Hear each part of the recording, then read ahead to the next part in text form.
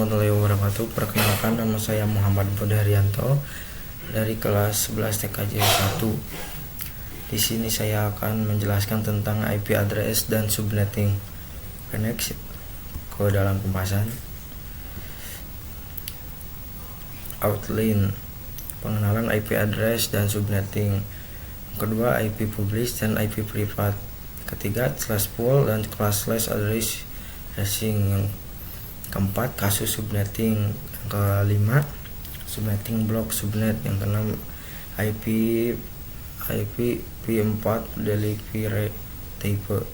Yang terakhir, konsep switch dan router. Next, pengenalan IP address dan subnetting.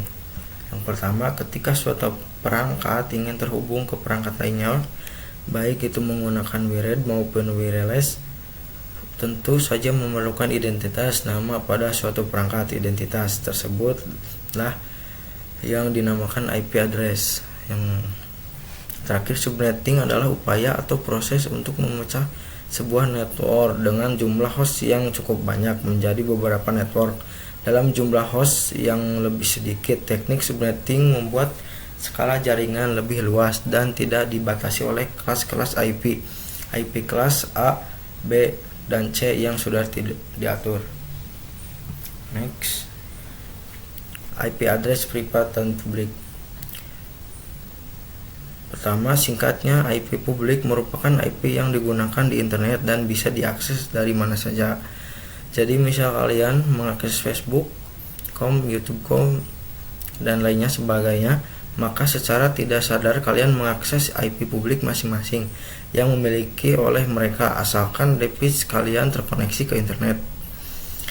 Yang terakhir, alamat IP privat biasa digunakan dalam jaringan lokal dan tidak dapat diakses langsung dari internet.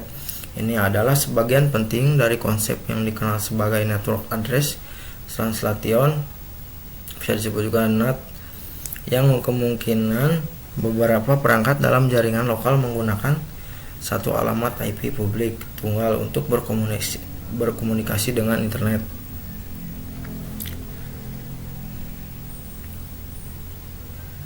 Next, IP address class pool dan classless. Class pool addressing, pengalamatan IP berdasarkan kelas. Classless addressing, pengalamatan IP tidak berdasarkan kelas. Ini tentunya.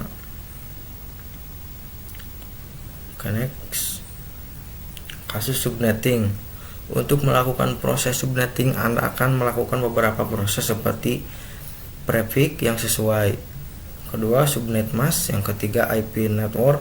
Yang keempat, IP broadcast. Yang kelima, range IP yang bisa digunakan. Studi kasus itu ada 60 host, 150 host, 192, 168,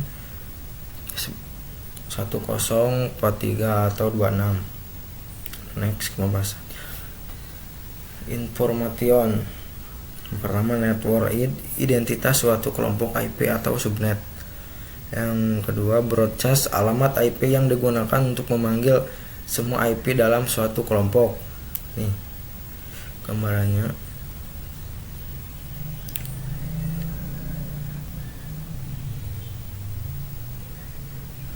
Next, konsep blok subnet. Itu yang pertama, IP network. Yang kedua, IP broadcast. Yang ketiga, diibaratkan seperti ruangan. Yang keempat, setiap blok subnet by default tidak bisa saling ping berkomunikasi. Yang terakhir, kumpulan VC yang berada pada suatu ruangan perlu dikonfigurasi menjadi satu blok subnet. Ini gambarannya. Next, yang selanjutnya, IP P4 delivery type. Yang pertama, unicast, one to one communication. Multicast, one to many communication. Broadcast, one to all communication. Ini gambarannya. Next, selanjutnya, konsep switch dan router. Yang pertama itu switch mengoneksikan perangkat yang satu network. Yang kedua router mengoneksikan perangkat yang berbeda network. Sekian dari video saya, mohon maaf bila ada kesalahan, mohon dimaafkan. Wabillahi taufiq wal hidayah. Wassalamualaikum warahmatullahi wabarakatuh.